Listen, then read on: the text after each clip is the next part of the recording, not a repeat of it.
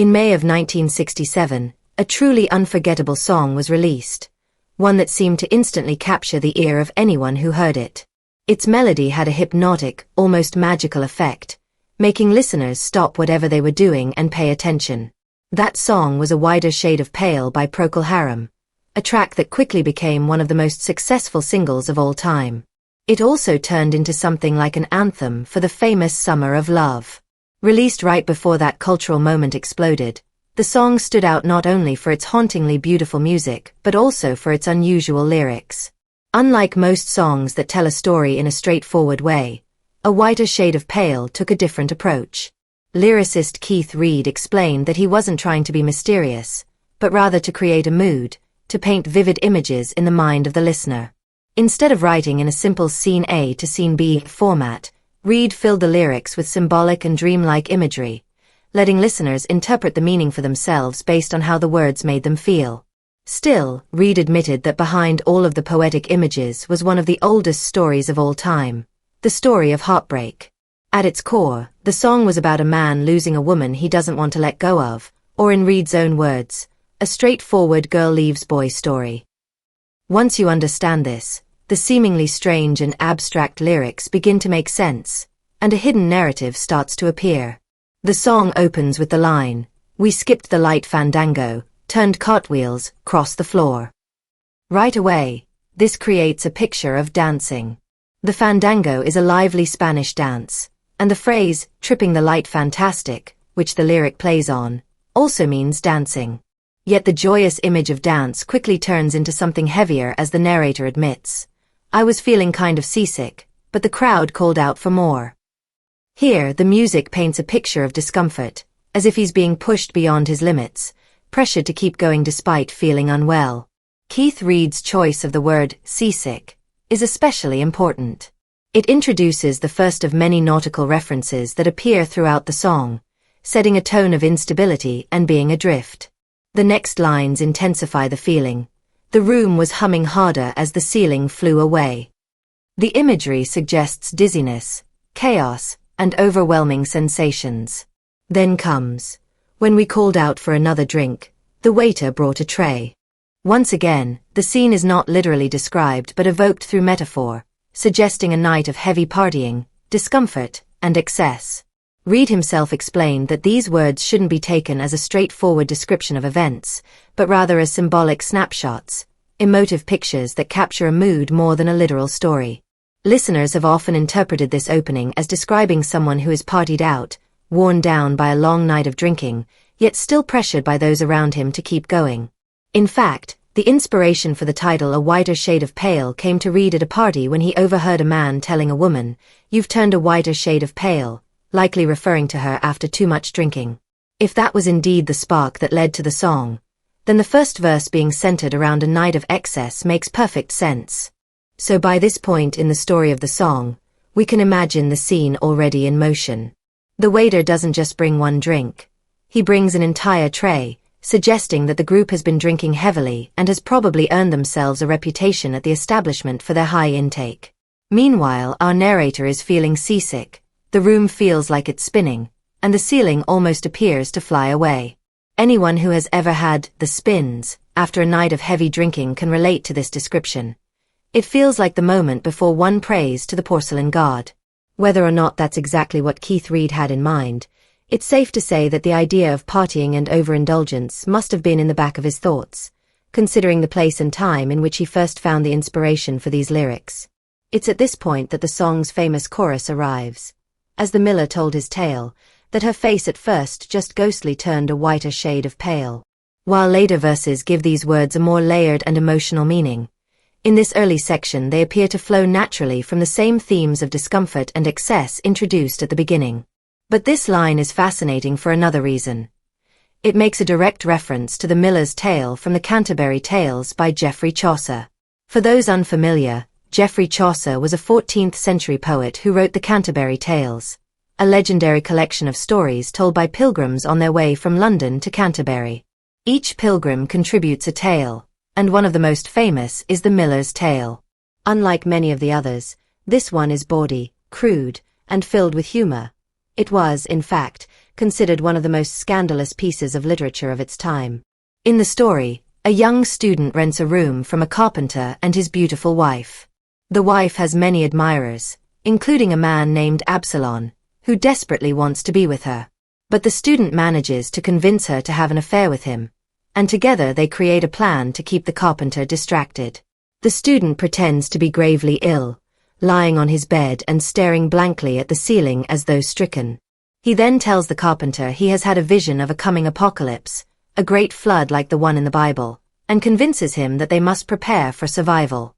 He instructs the carpenter to hang 3 tubs from the ceiling of the barn, one for the carpenter, one for his wife, and one for the student, with axes ready to cut them free when the flood arrives, so they can float away like makeshift boats.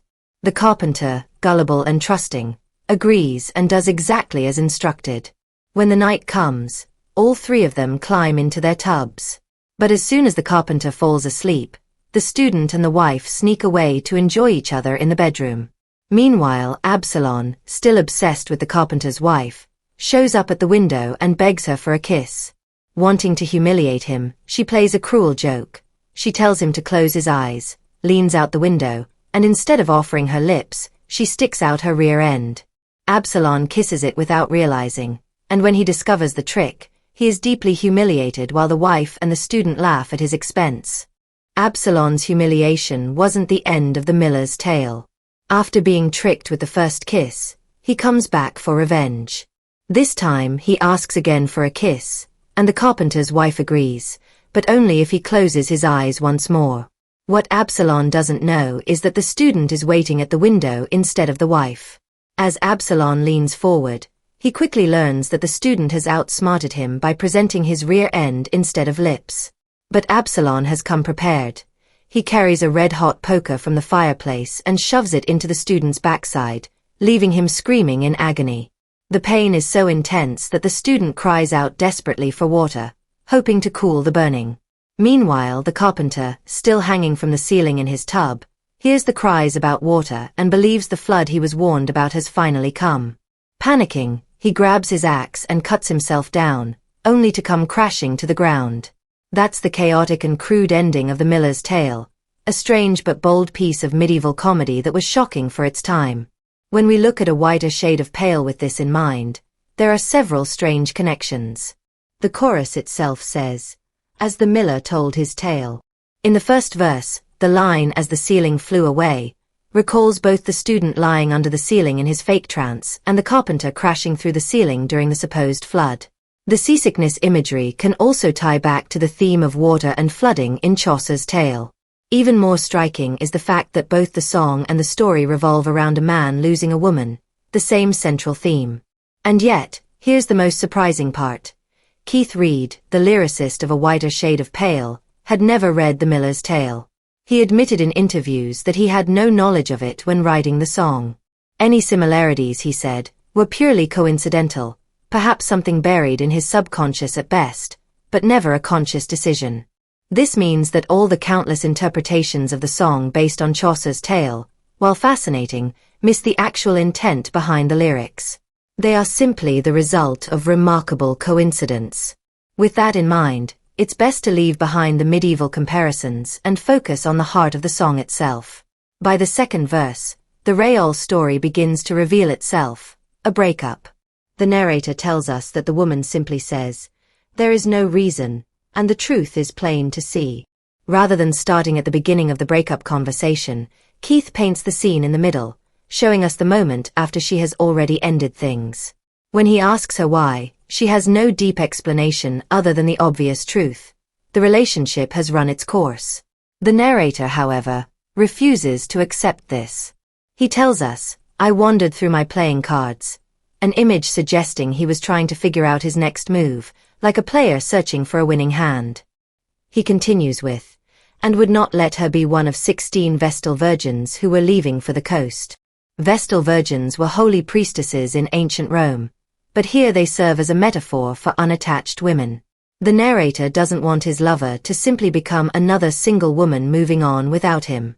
Still, he admits, "although my eyes were open, they might just as well have been closed." In other words, he is in denial, the first stage of grief. He can't accept the breakup, even when the truth is right in front of him. Seen this way, the famous chorus takes on a deeper meaning. As the miller told his tale, that her face, at first just ghostly, turned a whiter shade of pale. Her pale face could represent the sorrow she feels as she ends the relationship, or it could symbolize the death of their love itself. To him, she becomes ghost-like, and when their relationship officially dies, she turns even paler, representing the corpse of the life they once shared. This idea is further supported when we consider the rarely heard third verse of the song, which continues to expand the emotional story. The original version of A Wider Shade of Pale that most people know only included the first two verses, but Keith Reid, the lyricist, actually wrote four. The third verse continues the story in the same mysterious and poetic style.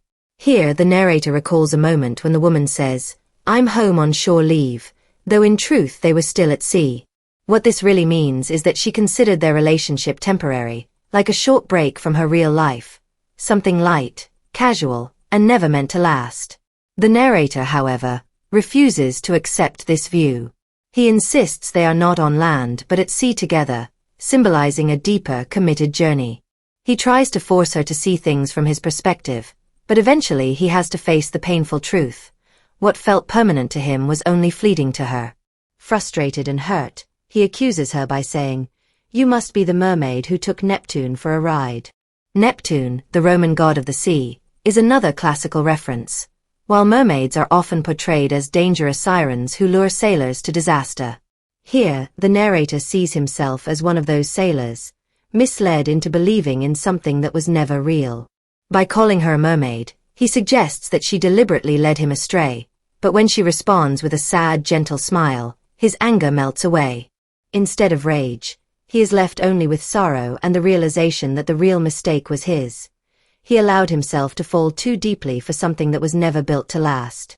The fourth and final verse takes a more abstract and philosophical turn. Reid opens with a reimagining of the famous lines from Shakespeare's Twelfth Night, "If music be the food of love, play on." But instead he writes, "If music be the food of love, then laughter is its queen." He then adds paradoxical lines like, "If behind is in front, then dirt in truth is clean." These strange contrasts suggest that the world is upside down, that what seemed joyful and pure turned out to be empty and disorienting. For the narrator, what started as beauty and celebration has now become heartbreak, showing how quickly appearances can deceive. He goes on to describe how words have failed him. "My mouth by then like cardboard seemed to slip straight through my head." In other words, there was nothing left to say. At that point, their relationship crash dives straightway quickly and attacked the ocean bed. The imagery of sinking to the sea floor completes the nautical theme and signals the end of the relationship. Just as a sunken ship comes to rest at the bottom of the ocean, his love has reached its final resting place. By this point, he has moved through denial, anger, and sorrow, and finally arrives at acceptance. When you strip away the layers of imagery, references to Roman gods, mermaids, Shakespeare, and surrealist imagery, the heart of A Wider Shade of Pale is surprisingly simple. It's a breakup song. But it's not told in a straightforward way. Instead, Reid chose to cloak this familiar story in dreamlike metaphors and hauntingly poetic lines, turning it into something timeless and mysterious. This unusual approach is what makes the song so powerful. At first, the lyrics feel like random, surreal images that could lead anywhere. As listeners, we are taken on the same confusing, emotional ride as the narrator himself. Reid once explained his writing process by comparing it to painting. You start with a few brushstrokes, then step back and ask what it could become. Like a surrealist canvas filled with strange, fantastical shapes, the song grows out of fragments into a story that feels both otherworldly and deeply human. From its very first note to its final word, A Wider Shade of Pale continues to mesmerize audiences. It balances its unforgettable melody with lyrics that are rich, mysterious, and endlessly open to interpretation. Even decades after its release in the Summer of Love, it remains one of the most iconic and haunting songs ever written. Timeless art that continues to move people and always will.